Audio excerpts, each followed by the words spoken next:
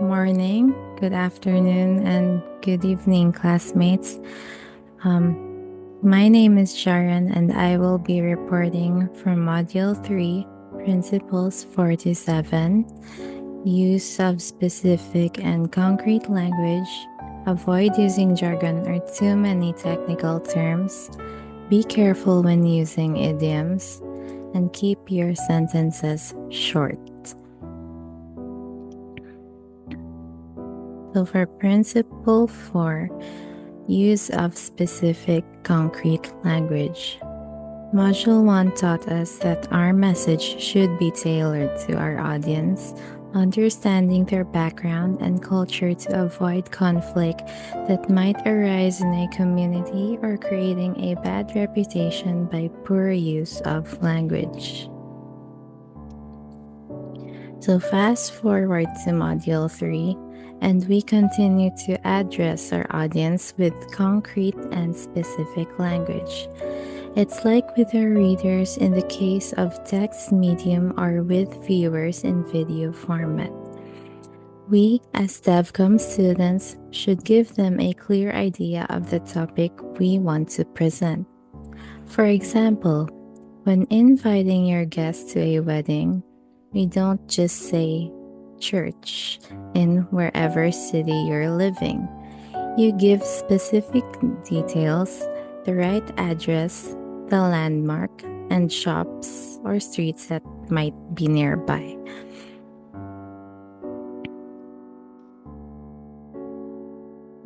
For example, when in a community assessing the needs or problems in their village, a social worker has a specific instrument or set of questions that directly ask for particular answers.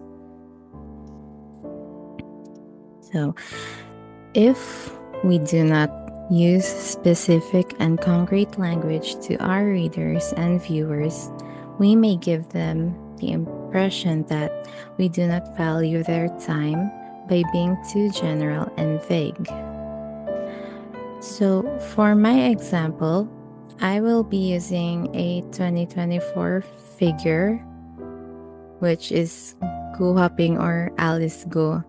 That picture is from the Inquirer. So, my first example has a very general answer. Question: Describe your childhood. Answer: I grew up in a farm. How does this make it general? So, it does not describe if her childhood was happy, what games did she enjoy, or what did their friends do for fun. So, my specific and concrete example for my second question is: Are you a Chinese spy? Answer: No, I am not a Chinese spy. So, our second example is an improvement of having a very direct answer to a specific question. So, Principle 5. Avoid using jargon or too many technical terms. As professionals in our respective fields, we have terms we know too well that we use every day. However, terms familiar to us might be rare to our audiences or the community we want to reach to. So, for example, I come from the advertising field and may use terms that are not as relatable to you, and you may also use terms that aren't relatable to me. You have expertise I may not possess, and terms that could also be foreign to me. So, too much use of technical terms and jargon can appear as a barricade to your audience. Hence, they may not reciprocate your type of communication. So, for example, when giving a word of encouragement to a kindergarten graduation program, the resource speaker should use language easily understood by kids at that age rather than the jargon or technical terms of their expertise. And speaking of resource speaker, another event that reminds me of the Rappler clip of our vice president's argument with the terms during the House hearing, where she looked for gray areas to avoid taking an oath. So, terms really, really matter. So, principle 6, be careful when using idioms. So, idiomatic expressions go way back and each has roots in it.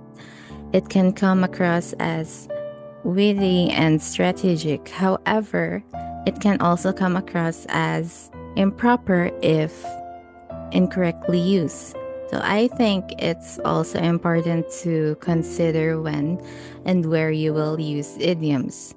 For example, magsunog ng kilay or burning your brows in a salon, simply just a message of encouragement to students to study or work harder, could make your customers double think even though you mean well.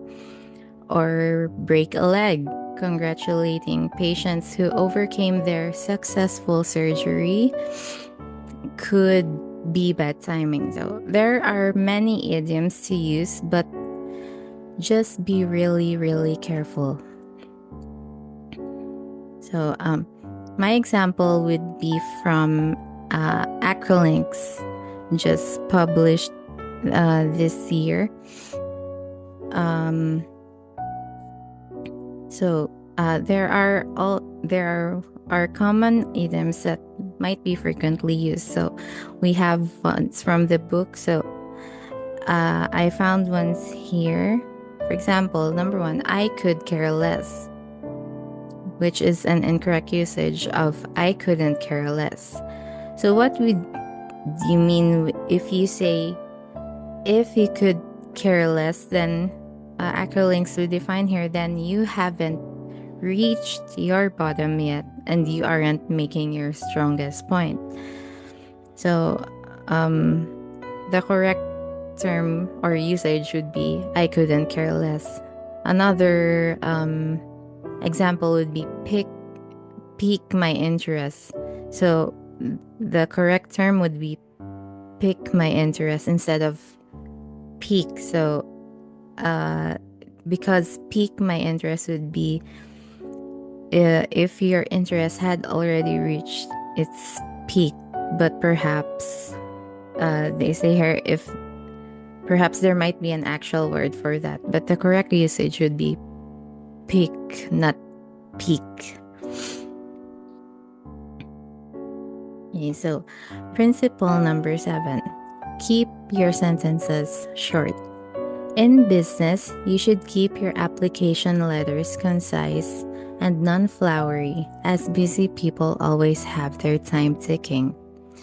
In content writing and advertising, your headline should be able to catch attention, but it won't work if your title is too long. However, it doesn't mean you cannot expound your idea or completely just abandon or chop off the point you're trying to make. Clear and short sentences are easier to understand. Instead of writing a paragraph, you can try to rewrite concise sentences. Rereading and rewriting gives your audience a better view of your explanation. Plus, if you have translators, you help them deliver faster translations. So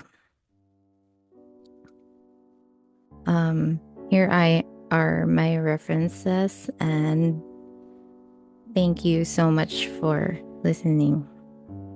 Good morning, good afternoon, and good night.